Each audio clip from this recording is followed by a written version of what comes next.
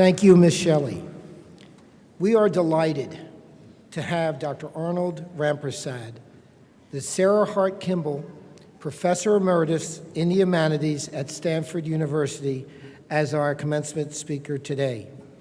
Dr. Rampersad, renowned biographer and literary critic, is the author and co-editor of many works, including the two-volume The Life of Langston Hughes, The Art and Imagination of W.E.B. Du Bois, and the Oxford Anthology of African American Poetry.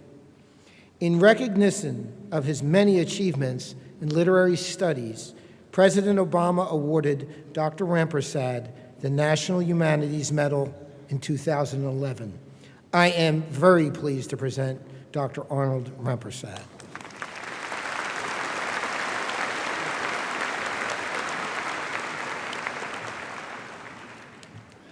Thank you very much, President Kesselman, and my thanks too to other administrators, to faculty members, my peers, to parents out there, and to other family of graduating students and friends of the students, but finally to the students themselves about to graduate.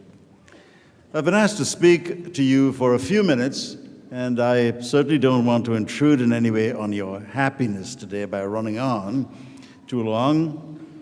I'm very happy to be here at Stockton University. It's not my first time.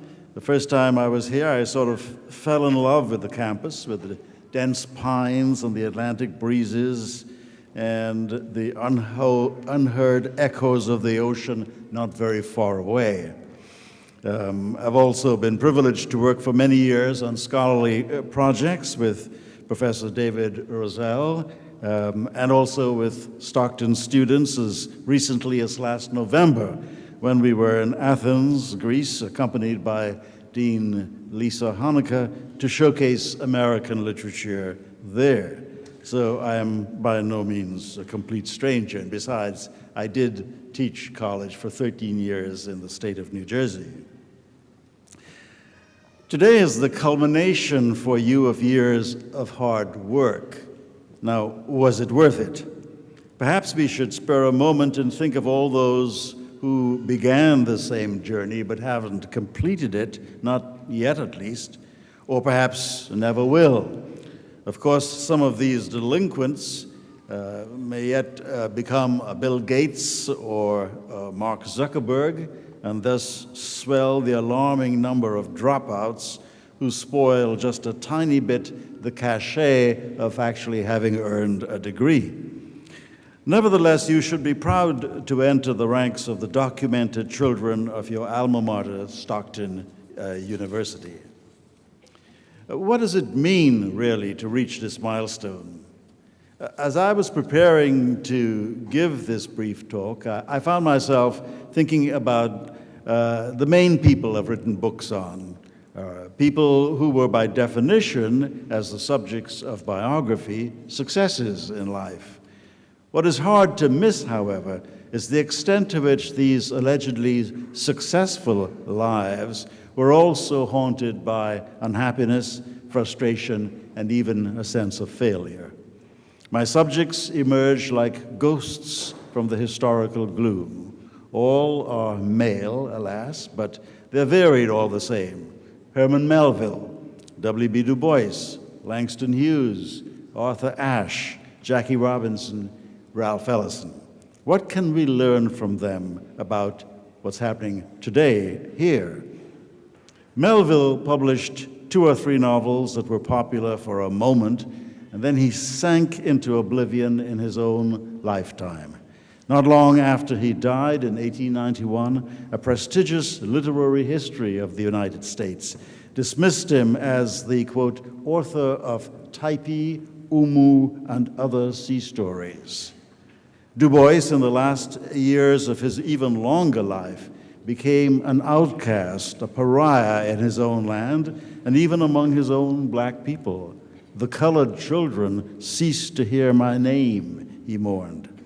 Past 90, he joined the discredited and even disgraced Communist Party of the United States, renounced his citizenship, left the U.S., and emigrated to an African nation that had already begun to slide into a dictatorship. Langston Hughes, too, knew his share of disappointment. A prolific writer, but one who remained poor, he mocked himself toward the end as having become nothing but, quote, a literary sharecropper, toiling away on land he didn't own and would never own, producing crops that yielded him little profit, harassed by critics of his progressive political views. Arthur Ashe had an even unhappier end, although he was as rich as Hughes was poor. The tennis star became the victim of the worst kind of bad luck, knocked down by heart attacks before he was 40 years old, poisoned by tainted blood in a hospital after a heart operation, dying from AIDS just before he was 50. Jackie Robinson had 10 historic years as the Brooklyn Dodger who integrated Major League Baseball, but when he retired in 1957, doctors diagnosed him with diabetes they could not control. After 15 trying years, just as they were getting ready to cut off his legs, Robinson died at the age of 52. In 1952, Ralph Ellison struck gold with his landmark novel Invisible Man, then lived for 42 more years, struggling in vain to publish another novel. He died in 1994 at the age of 81, a byword for the bitter saying that in American life there are no second acts. But if these men ended their lives in distress, they also started out at about the same age as most of you, also in some distress, the kind of distress that college is supposed to conquer. Herman Melville's father went bankrupt in New York and died when his son was only 13.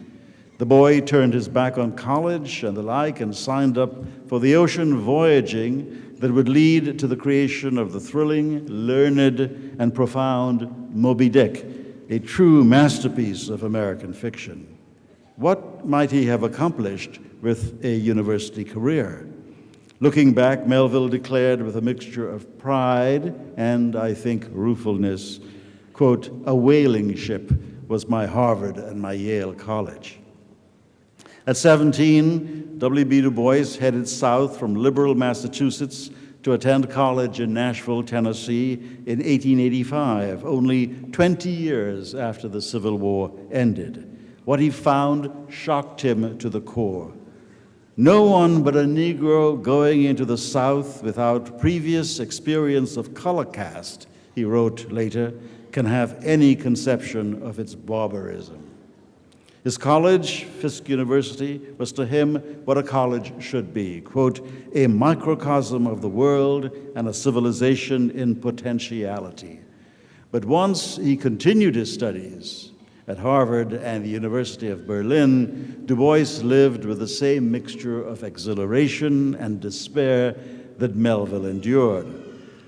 On his 25th birthnight, which he spent alone in his room in Berlin, he toasted himself with a glass of wine and made a solemn pledge, quote, "to make a name for myself in science and in art, and in so doing to raise my race." The pledge would lead him to become a professor, but then also eventually to quit his tenured job out of frustration at seeing how limited books and learning can be in a world that demands political action to bring about justice and social change.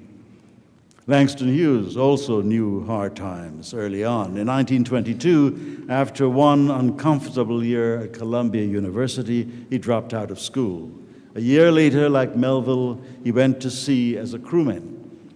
As his ship sailed at night off Sandy Hook, one by one, he threw all of his books into the water. It was, he wrote later, like throwing a million bricks out of my heart and everything unpleasant and miserable out of my life. He wanted to jettison all of his painful memories of his hard-hearted father, his flighty mother, and more. Quote, "the stupidities of color prejudice, the bewilderment of no one to talk to about things that trouble you, the feeling of always being controlled by others. And so, without knowing it, Hughes set out to write his own book of life, as he journeyed on a darkling plain, to quote Matthew Arnold, uncertain about what the future would bring him.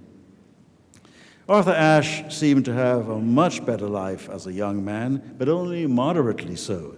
He grew up in segregated Richmond, Virginia, where he was a nationally ranked tennis player, but also barred by official racial segregation from playing in the official tournament in his own city. He then spent 4 pleasant years at UCLA, where he never thought of dropping out. Instead, he honed his tennis skills, but also prepped to become an Army lieutenant, proud of his country and willing to fight for it. Jackie Robinson, surely the most famous of my subjects, impulsively dropped out of UCLA as a senior in 1941. Why he did so, nobody really knows. Perhaps a degree seemed like tame stuff after a fabulous sporting career in which he earned letters in football, basketball, baseball, and track and field. And then there was Ralph Ellison, who came to New York in the summer of 1936 at the age of 23, hoping to earn enough money to pay for his senior year back at Tuskegee Institute in Alabama. Disliking Tuskegee, he never went back. Without knowing where he was going, certainly with no thought of ever becoming a writer, he settled in Manhattan in the Great Depression and began the long, often painful journey that would be crowned by the success of Invisible Man. He, like Melville, Hughes, and Robinson, never earned a degree. All of these young men, including Du Bois and Ashe, lived with adversity, but also understood what I might call not only the permanent place of adversity in life, but also the very privilege of adversity. Perhaps you don't quite understand, much less approve of that phrase, quote, the privilege of adversity. How could something be wrong and also right? The fact is that adversity, struggle, is as innate a part of the human condition as breathing or blood, as systolic and diastolic rhythms that empower our hearts. Wisdom begins, I think, with recognizing this fact and then weaving it into the fabric of our lives, even as we set out, as you do today, with a justified sense of personal success. And it should lead us, as it led the dead figures I have written about, to a sense of the necessity of human and social commitment and service. Arthur Ashe, who was, I think, a genuinely noble man, liked to say, quote, from what we get, we make a living. From what we give, we make a life.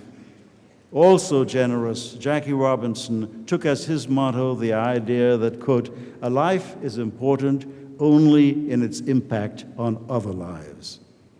Ellison took a different angle, less interested in social and political action, but no less committed to life. He looked at the music called the blues, with its emphasis on suffering and loss and life and love, and talked about how it makes us finger what he called, quote, the jagged edge of experience, but also how, in doing so, either by creating music or appreciating it as art, we effect, in his words again, the triumph of the irrepressibly human over circumstance.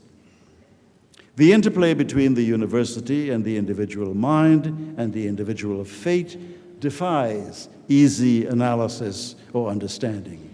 One thing we know, you will never forget what you've experienced over the last few years at Stockton. You may forget some, even many, of the facts you've had to learn in courses, but almost certainly you will never forget the ideal vision of society and of life itself that the university embodies in its most precious essence. Stockton University will be to you what Fisk was for Du Bois in 1885, quote, a microcosm of the world and a civilization in potentiality. I know that you will do your utmost to realize that potentiality. To do so, you will draw year after year as life pulls you out into its peculiar infinity on the many ways your alma mater has given you keys to understanding the complex and often dangerous, but always alluring, inviting, and exciting world in which we all live. Thank you.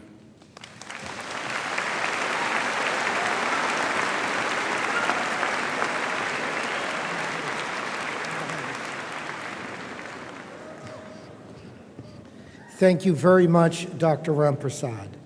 Mr. Ciccone, it is my distinct